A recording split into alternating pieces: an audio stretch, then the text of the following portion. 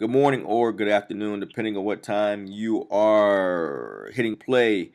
But this is your Blitz package, Preston Jackson, and my guest today, my first guest today, Corey Bender, Scout.com.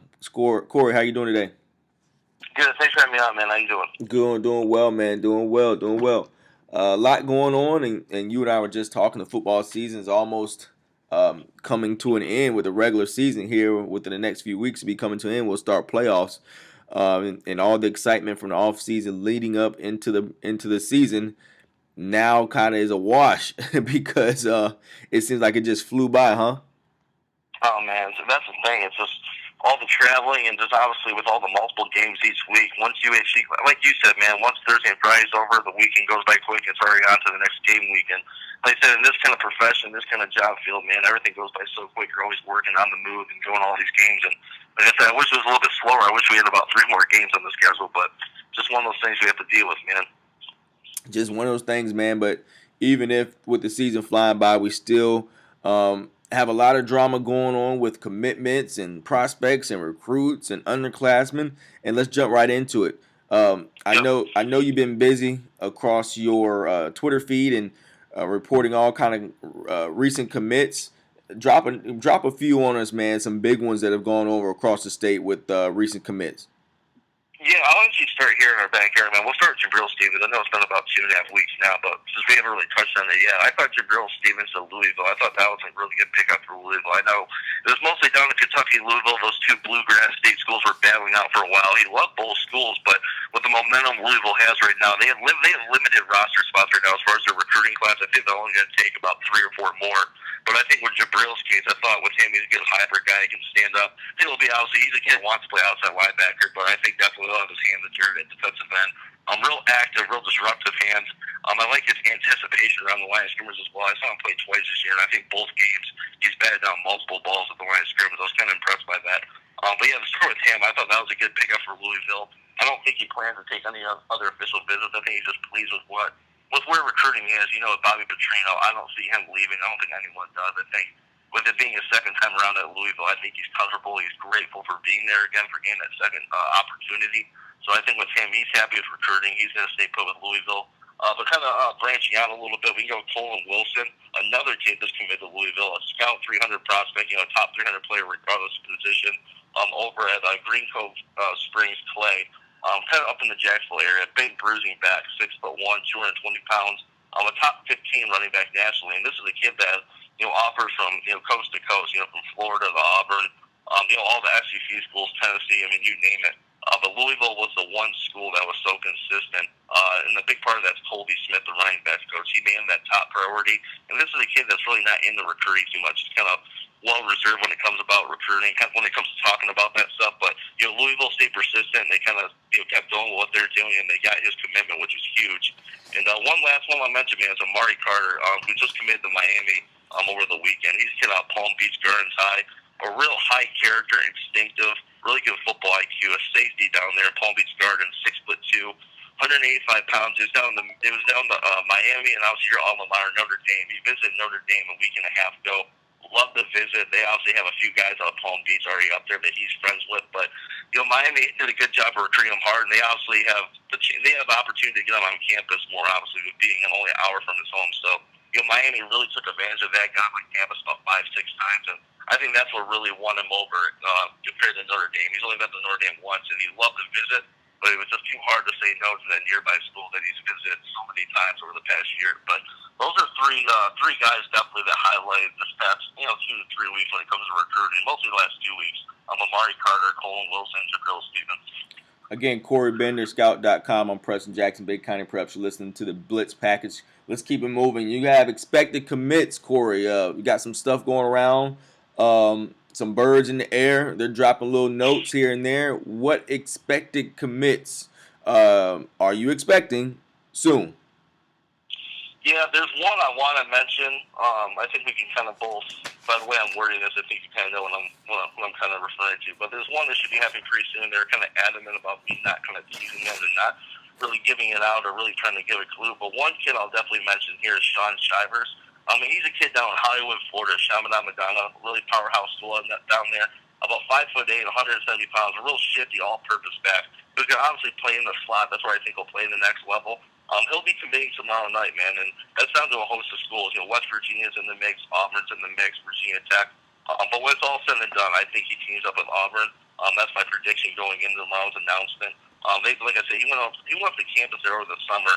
He hasn't really been to too many campuses, but that was one. He definitely wasted no time setting up a visit with that staff, and he was raving about it over the summer.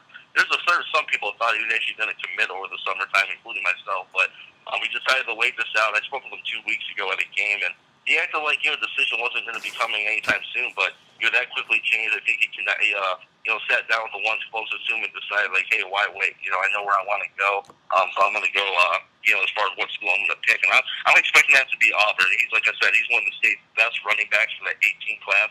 Real shifty in space. That's a speed burner at that running back position. And another one I'm going to mention, too, right now is, I'll mention two of them, Natron Culpepper, kid out of Miami, Carroll City, instinctive stays, 6'1", 175. South Carolina has held the lead for quite some time.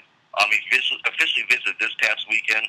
Was just raving about the visit, especially after seeing it for the second time. Maryland's in there, Michigan State, and Mississippi State. Those are the three other schools in the mix. Michigan State has secured an official visit for next month. But as of right now, I think South Carolina is going to be pretty tough to beat for Natron Culpepper. And one last one is Lamont McDougal. He's actually the son of Stockard McDougal, the former Oklahoma offensive tackle, played for the Lions and a bunch of other teams in the pros. He's a kid, defensive tackle, 6'1", 295 pounds, down at Deerfield Beach High, who has so much talent right now. He was previously committed to Washington State. Obviously, Leach was actually the offensive coordinator when his dad went to school at Oklahoma, so that's a connection there. But he decided to decommit not too long ago from Washington State. They're still in the mix, but real soon, I expect him to commit to West Virginia. Probably in the next 3 to 4 weeks. There's other schools in the mix, obviously. Syracuse is in there. Kentucky's made a strong impression. But West Virginia, man, even when he's committed to Washington State, they just were trending. He'd be retweeting all their stuff from day to night. And West Virginia's sitting in a great spot for Lamont McDougal, man. And I expect that to go down hopefully in the next 3 to 4 weeks from what I'm hearing. Wow. Good stuff right there from Corey Bender. Expected commits. We have some recent commits. And then at some point, Corey, we'll start talking about the 2018 class and the 2019s, especially after National Signing Day ends in 2017. So let's jump on some new prospects. And I guess, you know what, Corey, we can say they could be young kids, but they don't necessarily have to be. If you want to say some sleepers in the senior class already, that's fine. But drop some on me that you've seen recently, either sleeper 2017 kids that you like or underclassmen that you expect to pop next season. Yeah, absolutely, man. And a bunch of kids actually in the BCP area I'm going to bring up. One is James Miller at Armwood. I know you and I both kind of remember him when he was at Brandon. I remember when he played with his hand in the dirt over at Brandon. I definitely liked him on film, but I thought long term he's a guy that's going to have to scoot back and kind of get used to playing in space and play at linebacker.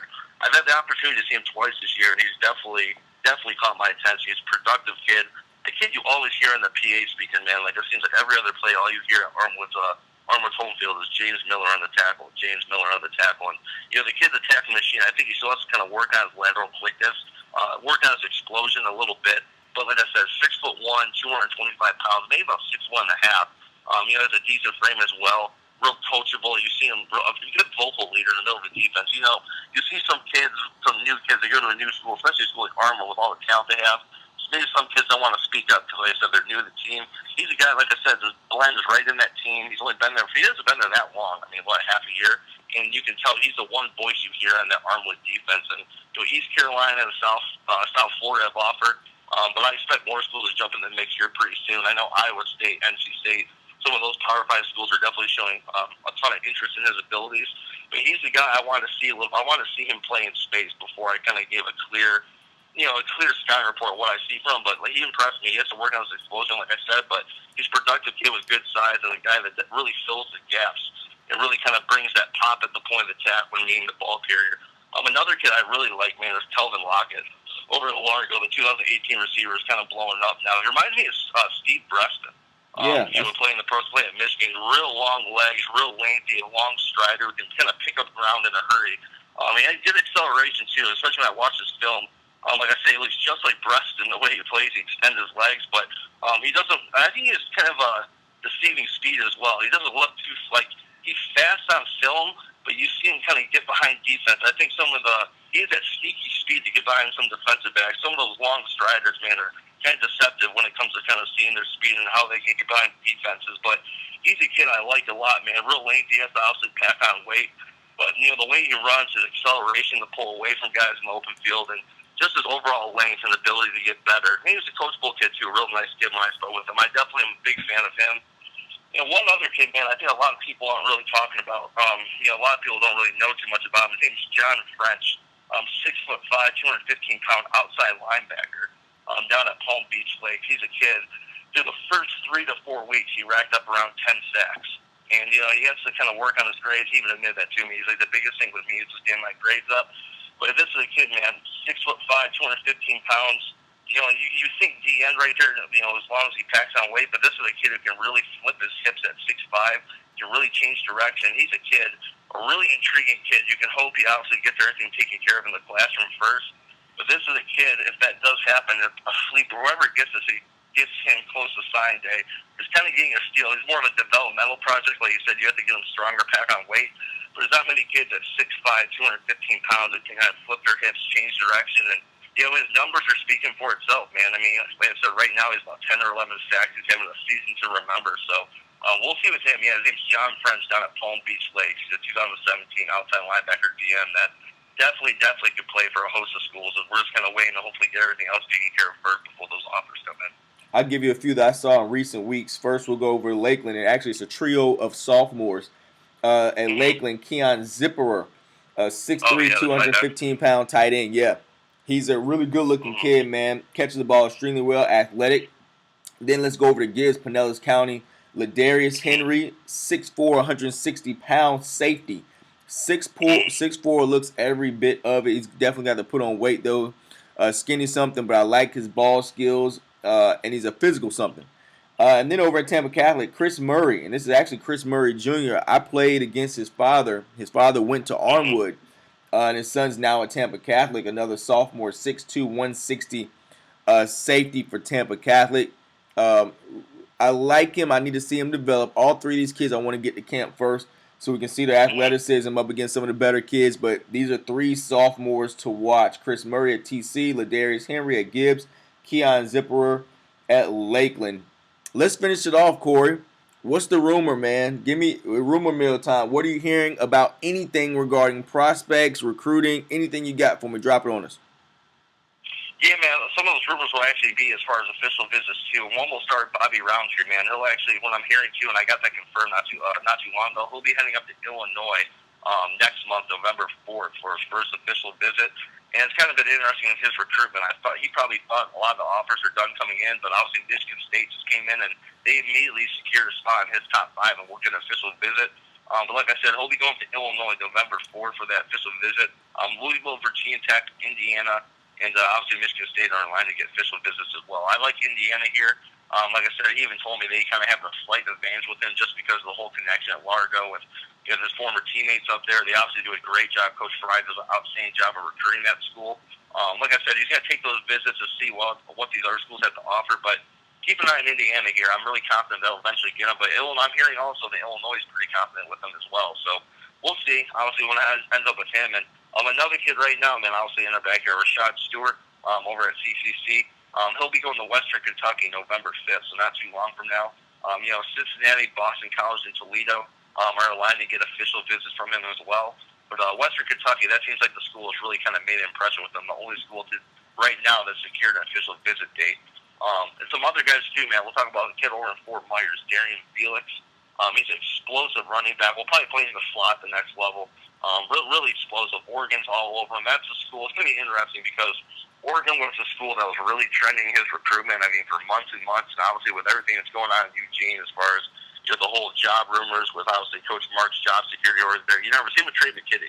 The same type of thing. What's going to happen with these kids, especially, like I said, if they make a coaching change over there in Eugene. But, we'll see with him. He's been a lean to Oregon, but Tennessee just secured an official visit with him from November 12th. That's a kid out of Fort Myers High School. Kind of a do-it-all utility guy. You can get him with sweeps, reverses, obviously line him up at running back, put him in the slot as far as running routes. You can kind of do anything you want with this kid. He has speed to burn, explosive, a kid right there. And Those are the main guys as far as the whole rumor will. And another one, too, DeAndre Wilder. He's a kid out of Miami, Carroll City, a 4-star outside linebacker. Highly touted kid, man. The guy's had offers on the table dating back to his freshman year. And I expect him, I think, in the next month or so, hopefully, to commit to Miami. I mean, it's almost been, I can't see another school, beating Miami for him. He grew up a Miami fan. They've been on top for 2 years. And now the chatter is going on that, he's almost close to ending this recruitment. Kind of like, why wait if I know where I'm going to go? Michigan State, Auburn, some other schools are in the mix for him. But when it's all said and done, DeAndre Wilder, a big-time linebacker out of Miami's backyard at Carroll City, I expect him to commit to Miami here fairly soon. I don't think he's going to drag this out much longer. That's Corey Bender, Scout.com. I'm Preston Jackson. Corey, appreciate you calling in, bubba. Yeah, thank you for having me on, man. When we return after the break, we will have Doug Pugh. He'll be a guest. We're going to talk some playoffs, Wiregrass Ranch and Plant, Arnwood and Hillsborough district championships on the line. We've got some teams who are in the hunt for second place. So we'll bring Doug Pugh on and we'll talk some Friday Night Lights on the Blitz package.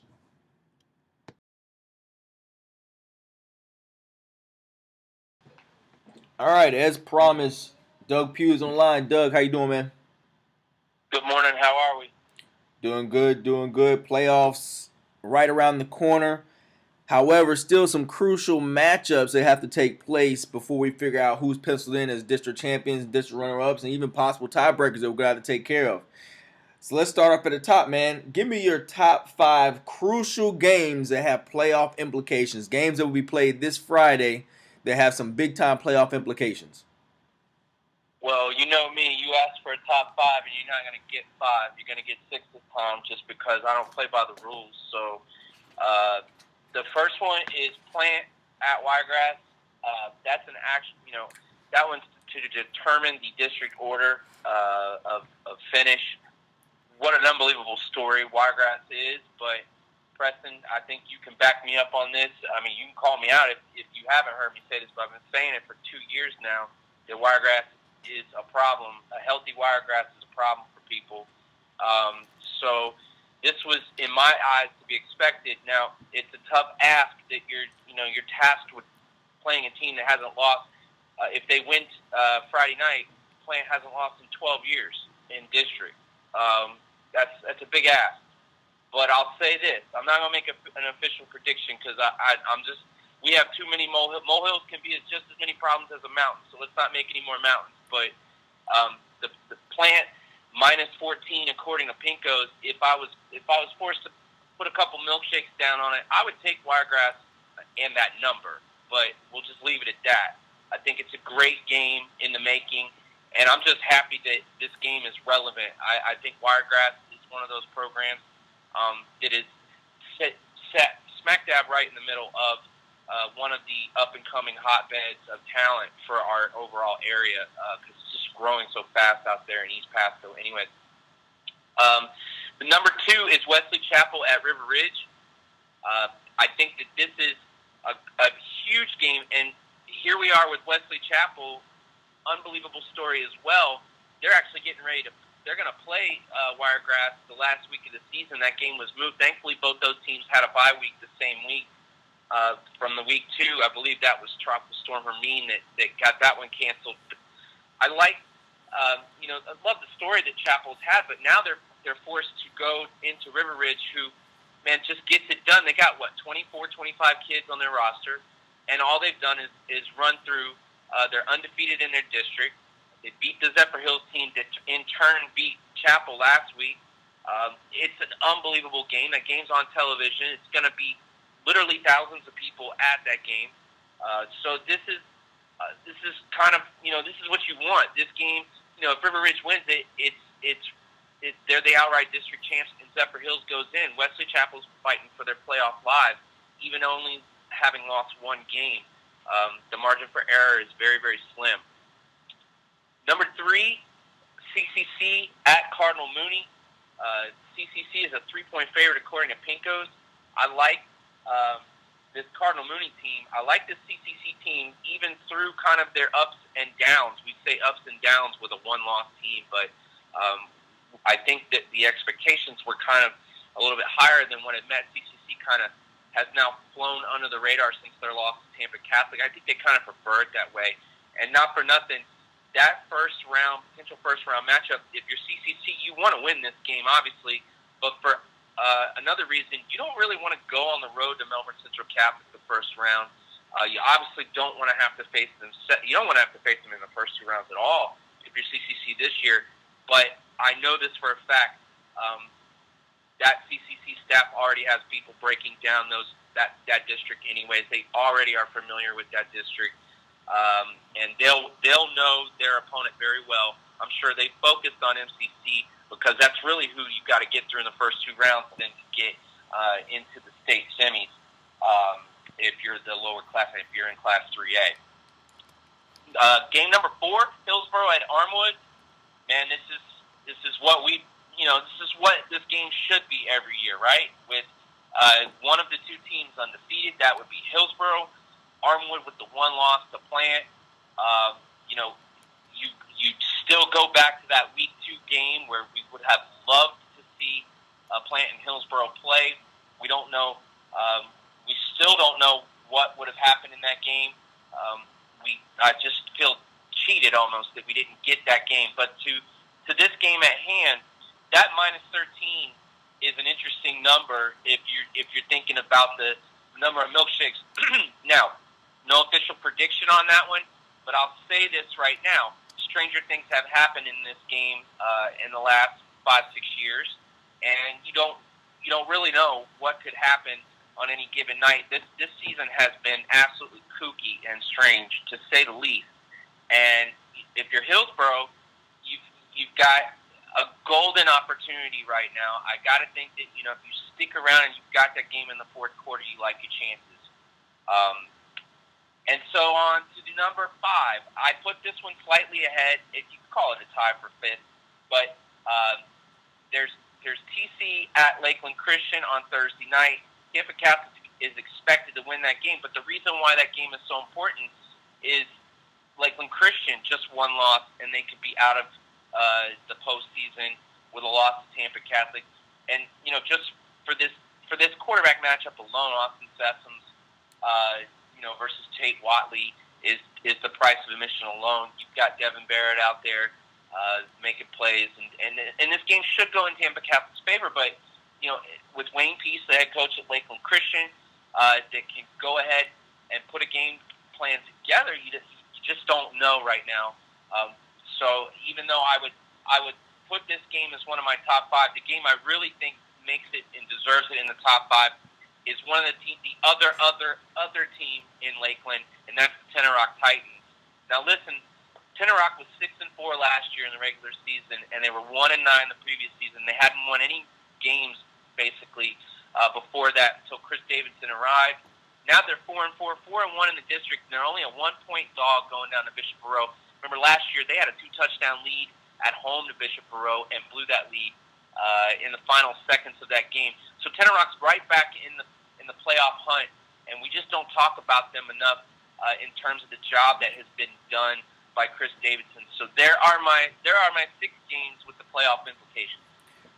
6 really good ones. I'm just commenting on make a few comments on the games that you listed. Plant at Wiregrass. Wiregrass has played Plant several times. They've been in the district, so it's not like this is the first time they're playing Plant. However, this is the first time they're playing Plant in the situation that they're in. So win, lose, or draw, this is going to be good for Wiregrass to play Plant with playoff district championships on the line in the situation as is. So this is going to be big time for Wiregrass. Plant more than likely will take it just as any other game that they have throughout the season. Wesley Chapel at River Ridge. We're going to get two really good running games. Remember, Wesley Chapel has struggled year in and year out. However, matter of fact, Wesley Chapel was a 10-win team their third year playing varsity football, which is interesting.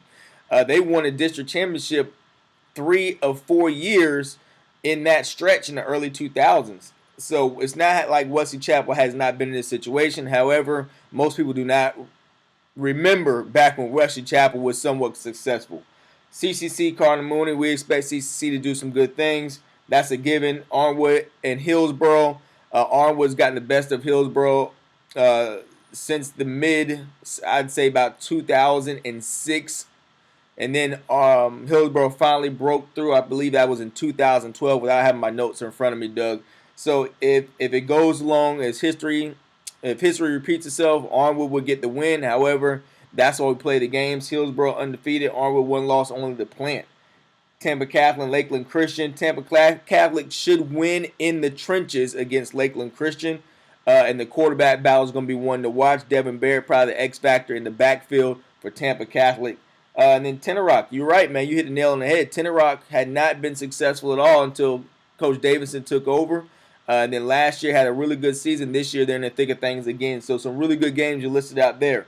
Now, any tiebreaker situations that could take place, either setting up tiebreakers this week or next week, we'll know if there's a tiebreaker at hand. We've got. I mean, it takes some assumptions, but I think we can go ahead and piece together, starting with 686. Mitchell is likely to beat Lando Lakes. I wouldn't say they are going to beat Lando Lakes because stuff has just been so weird in Pasco this year. But the Sun Lake lost to Mitchell last week, with Springstead beating Mitchell earlier in the season, and then Sun Lake beating Springstead.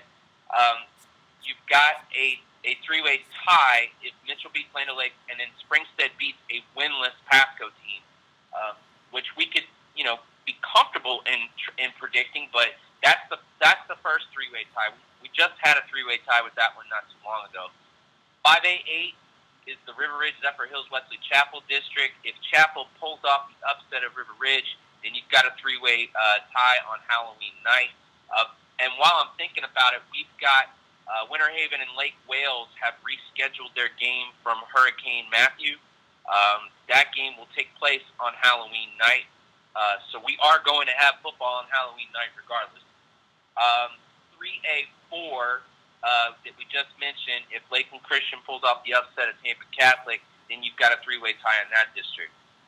7A7, if Kathleen beats Lakeland and Winter Haven handles their business against Bartow, you've got a three-way tie in that one. But, ifs are big deals in that district because you're asking Kathleen to do something they haven't done very often. So here's funny. You might want to get out your abacus, your calculator. You might want to take off your shoes for this one. But 8A6 is a hot mess. If Sarasota Riverview somehow loses to Alonzo, Newsom loses to Manatee, and Palm Harbor wins, Palm Harbor's your district runner-up. Actually, no. Let me say that again. Manatee, you've got Manatee, Sarasota Riverview, and Palm Harbor in a three-way tiebreaker. If Newsom, Manatee, it's possible that Newsom, Manatee, Sarasota Riverview, and Palm Harbor could all finish up with two losses because you've got Manatee that if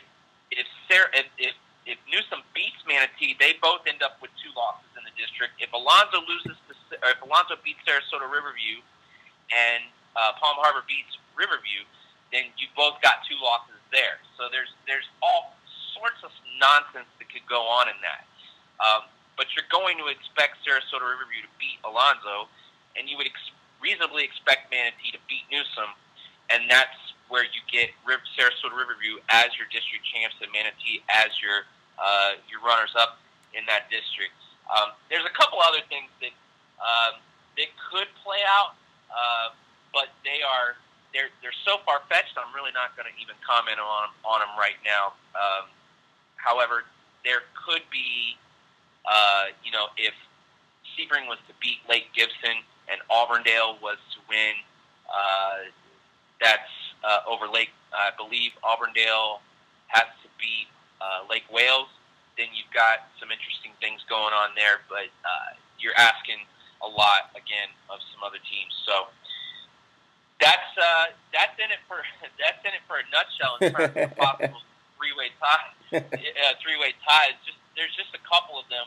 And by the way, the Zephyr Hills at Anclote game, Zephyr Hills, we're just assuming the Zephyr Hills is going to handle business. Now, keep in mind, Anclote is a decided underdog in that game. But like I said, Pasco County has seen some strange things happen this year. And if you get into an offensive shootout, actually, Anclote's one of those teams you really don't want to be in an offensive shootout with. So there could be some silly things that can happen in that game that could make the Wesley Chapel River Ridge game actually for district champion and district runner-up. But you got a lot of things going on in that one. All right, just to be clear, this is Doug Pugh hitting us over the head with some good information. Preston Jackson on the Blitz package. All right, Doug, last segment. Friday night player performance prediction. What do you expect from which players on Friday night? Who's going to have big games? Well, I gotta believe that if you're Wiregrass and you have plans of beating Plant, Dada McGee, Day McGee has got to figure in there somewhere, right? Yep. If Wiregrass is to win, he's probably your player of the night. There's so many candidates, man. If Wesley Chapel beats River Ridge, it's likely on Dexter Leverette's legs. If Plant is to handle their business, it's going to be on WAP. To make big plays. It's going to be on their QBs. It's going to be on Franson to handle the ball, protect the ball. Lakeland, Kathleen, you can't underestimate one of those two stars, AJ Davis or James Robinson, going off because they want to. Lakeland wants to put a hurting on Kathleen.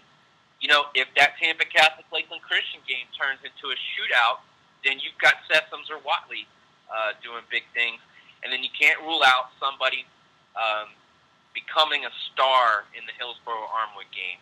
Both teams have somebody that's capable of stepping out of the shadows and taking over that game. Who could it be? So I know I sound like I'm straddling the fence on that, but I gave y'all plenty of people to look for.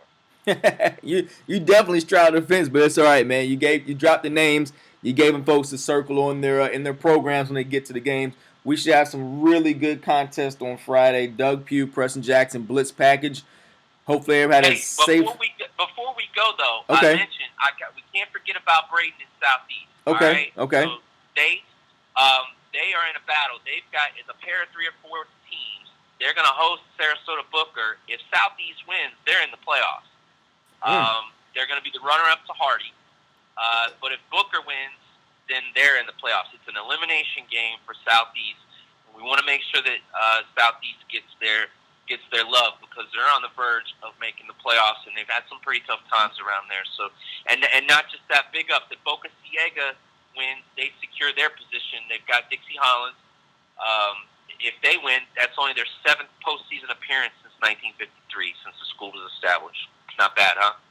With that said, Doug Pugh, Preston Jackson, Big Blitz package, we're out.